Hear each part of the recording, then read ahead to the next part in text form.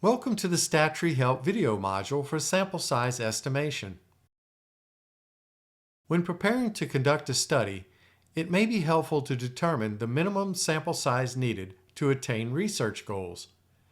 In many cases, the local IRB may require an a priori power analysis as part of the study approval process. To conduct a power analysis in RStudio, create a new script box.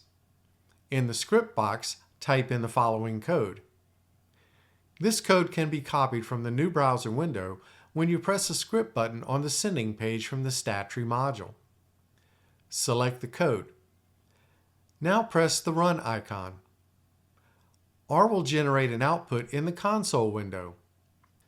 The figures for power, sig level, and Cohen's effect size in the code and results correspond to recommendations in Cohen 1998, adhered to by many social scientists, although you may choose different parameters for your particular study. This output may be useful in determining the minimal sample size needed to obtain sufficient power to avoid a type 2 error when conducting your study, and may need to be reported in the Methods section of the research report. To see what this output looks like, press the Output button on the sending page from the StatTree module.